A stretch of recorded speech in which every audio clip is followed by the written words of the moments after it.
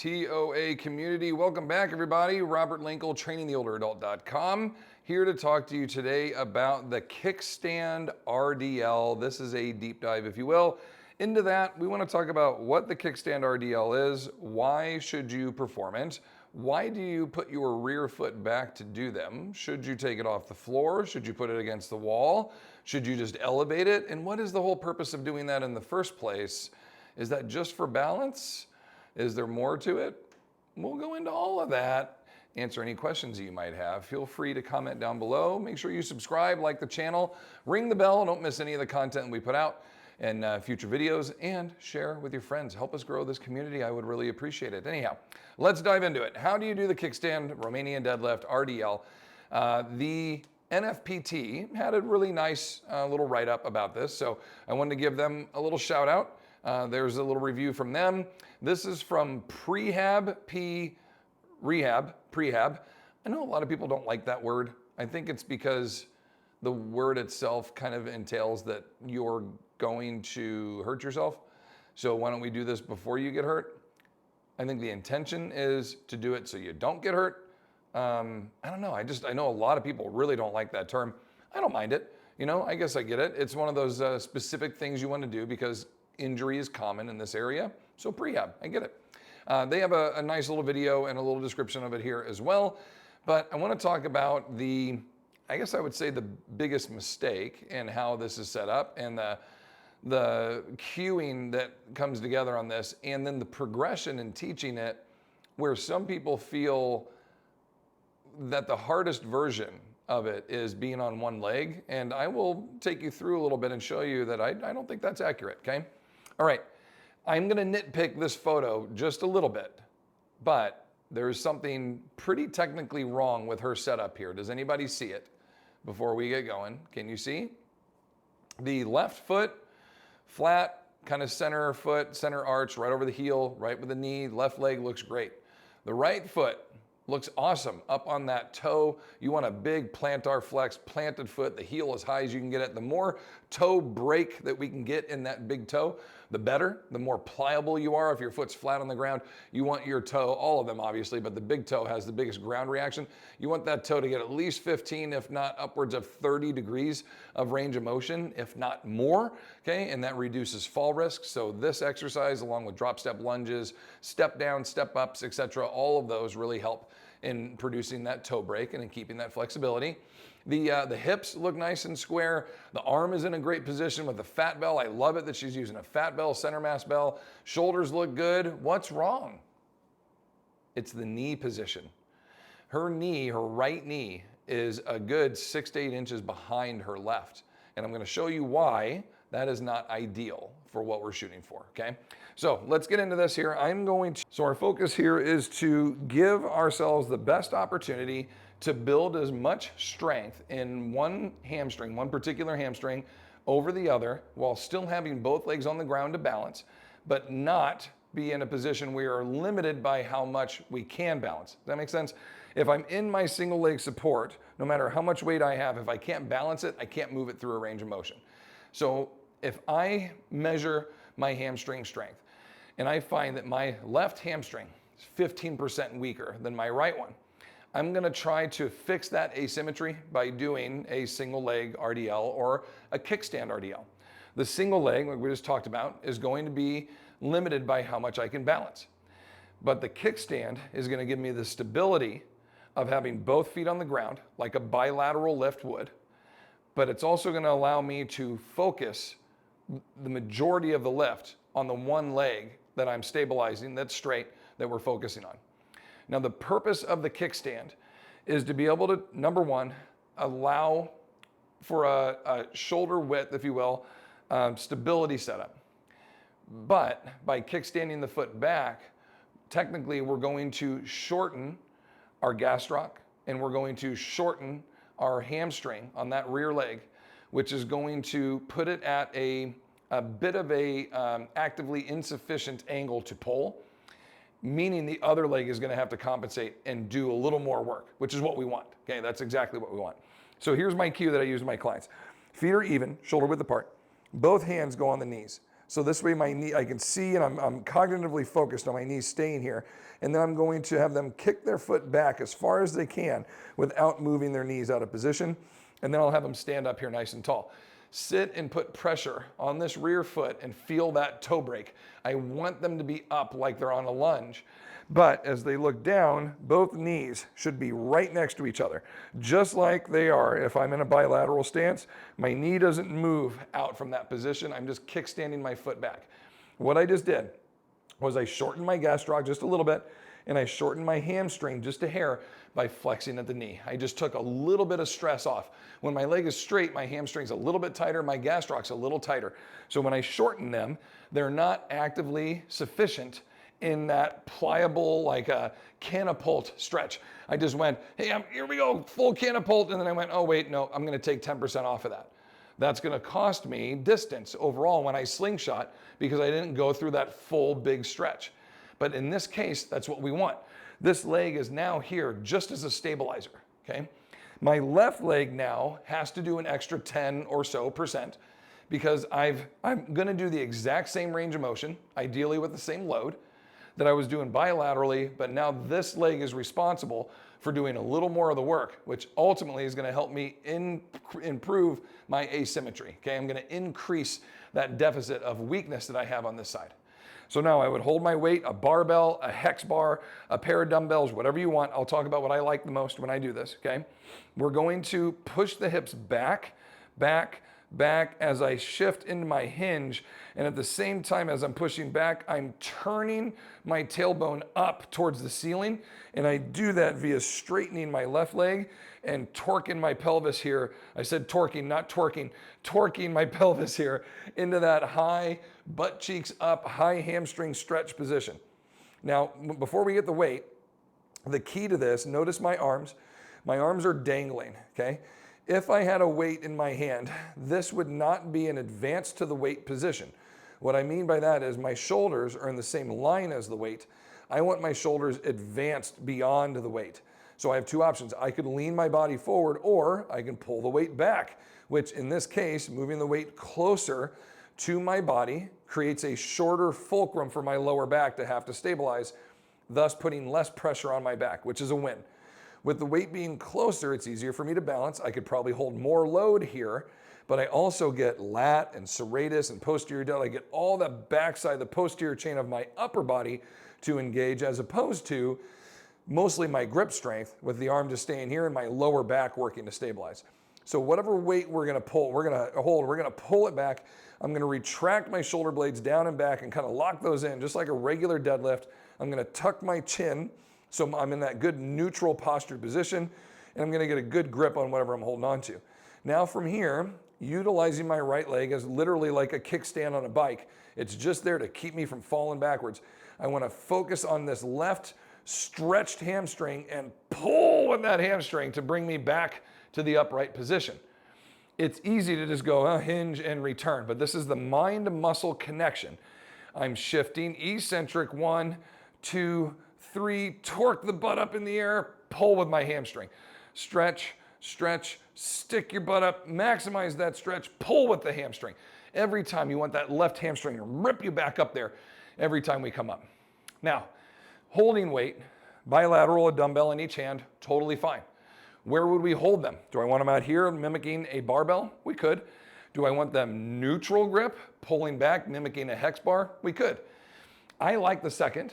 Either works, okay? I like holding the dumbbells here in that like mimicked hex bar position, because as I hinge now, I can push those weights back behind me and try to create even more of a levered mechanical stretch as that weight goes back, and then I'm gonna pull in return. The closer the weight is to my center of mass, or even under it in this case, the healthier my lower back is gonna feel without stressing load out in front of it. That's why I really like the hex bar for a lift like this, or at least a pair of neutral dumbbells. Now, my favorite version of the kickstand is just a ipsilateral version of it, a contralateral version of it, but a single load, okay? So we're gonna do a unilateral approach where I'm going to hold contralaterally, my right foot back, my right hand has the weight. I can do a pronated grip, I can do a thumbs up neutral grip. Whatever's comfortable is fine. I'm gonna go through the same mechanics that I just did. And as I'm shifting, remember I want my shoulder advanced to the weight. So what am I gonna do? I'm gonna replace my shin with the weight. And that's the cue you give your client. Every time they come down, stick your tush up, tailbone up to the ceiling, pull the weight back, replace your shin with the weight. And you're gonna feel that weight come right underneath the center of mass. You're gonna feel minimal, if any, stress in your lower back from any kind of external load pulling out in front of you, okay? This is a very comfortable lift if you do it correctly. It's a stabilizing lift. It's gonna recruit some stability, which is awesome too. But boy, do you overload this one hamstring, okay? So now the next step is, how do we make it harder? We could make the weight heavier, okay? Or we could create less help from the right leg, or in this case, the kickstand leg, by doing what? Putting it on even greater slack. So I'm going to elevate my rear foot now. I've got a 4-inch setup of blocks back here. My kettlebell, or in this case, my sandbell. I'm going to set my feet shoulder width. I'm gonna put the sandbell right in line with my toe. So when I kickstand and I get my foot out of the way, it's easier for me to grip that weight and be ready to go. I'm gonna hinge, find my weight, bring it back, put it right underneath my shin, and then I'm gonna come to that standing position. Here we go, okay? I got my short gastroc, short hamstring. Left leg's gotta do a lot of the work. Big stretch, and then pull with that hamstring. Stretch it, back under the shin, pull with that hamstring. Now, leverage-wise, I can do a lot of work, leverage-wise, pushing down on that right foot on the top of the block, pushing down and utilizing it as a counter, a ground reaction, for me to be able to prop more weight back on this foot. So you're not trying to be light, okay? I don't want it to be light, I want it to be heavy. I just want it to be used as that propping kickstand to allow you to stabilize more weight so we can overload this left leg. When you try this, you're gonna go, wow, this is quite the stretch. Eccentric value is huge. This isn't, again, another cue we'll use with our clients, this isn't a deadlift, pull, struggle the bench press kind of a lift. It's a loaded stretch. Use that cueing, loaded stretch.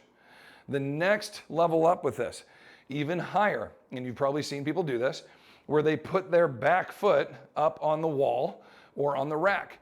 And now they have their rear leg pushing against the wall while they go into their kickstand stretch and return. What does that do? It basically takes the entire right hamstring and gastroc out of it because you're flexed at 90. It's on so much slack now, it can't really do anything, okay? And by having the leg elevated a little bit, it is a little easier for you to turn your pelvis and get that high hamstring stretch. Now, what would be the next progressive step from that? We go from a regular kickstand on the floor, okay, to elevated up on a block, to my foot up on the wall. Then what's next? I would probably go to a lighter weight and we would do a full single leg RDL now. And the way we teach that, just quickly, because we are focused on the kickstand, but to give you a cue, dorsiflex the rear foot, extend that rear leg via the heel as long as I can get it. And then pretend I'm standing behind you, I'm holding onto your Achilles, okay? Just like Achilles' mom when she dripped him into the river of Styx, right? Pull up here, grab by the Achilles, and I'm gonna lift, and I'm gonna lift, and I'm gonna lift, and I'm gonna lift. I'm just gonna keep lifting and pulling a little higher and a little higher, higher still, a little higher, and then I'm gonna return. Why do we cue it that way? Because most of our clients will bend over, and then they'll say, oh, I gotta lift my leg up. And what does that do? It puts all the pressure on your back, and it didn't preload your hamstring at all.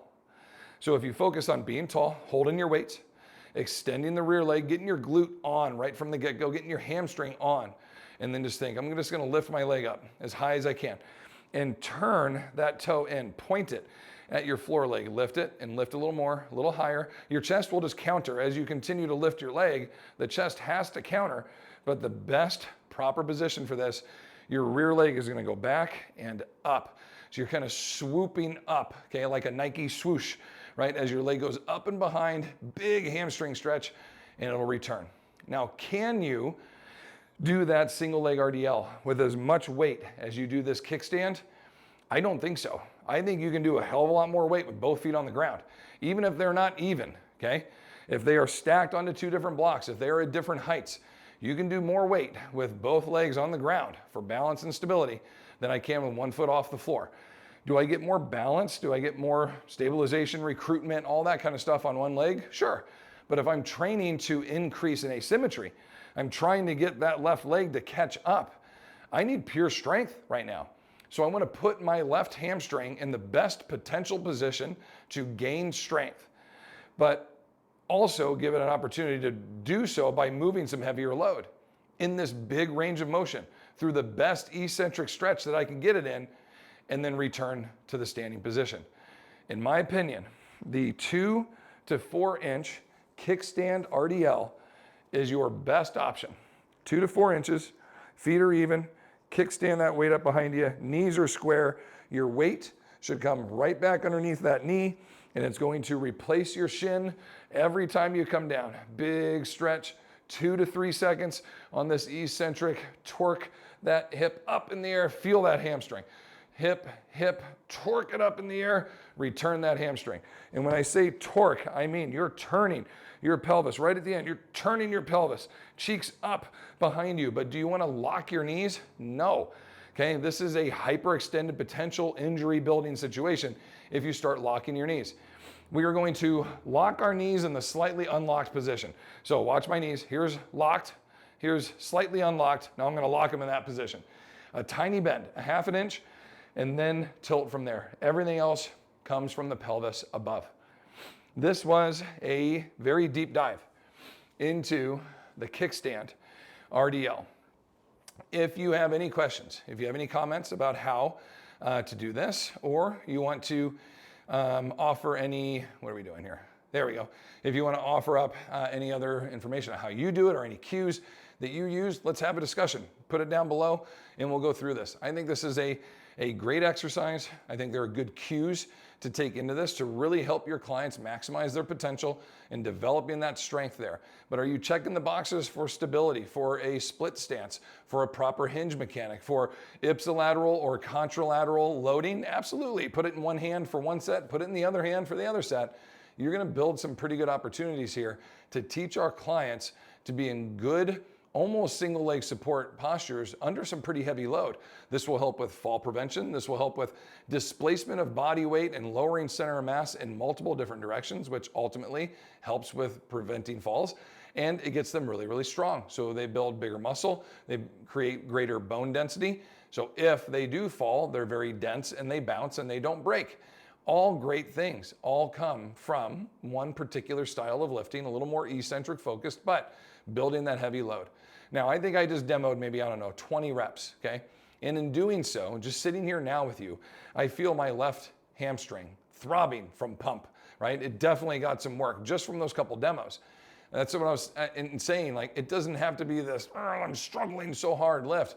I'm using 20 pounds and I'm feeling this slow eccentric stretch and then a dynamic pull back up. This is more of the high velocity resistance training component of a slow eccentric with a medium, moderate load to a dynamic explosive concentric return. And that will reap great value and great results to your client. Comments, questions, hit me up down below. If not, until next time, please hit subscribe and like the video, leave comments, share with your friends, help us grow the channel. We much appreciate it. And as always, please continue to fight your good fight against sarcopenia. We will see you in the next video.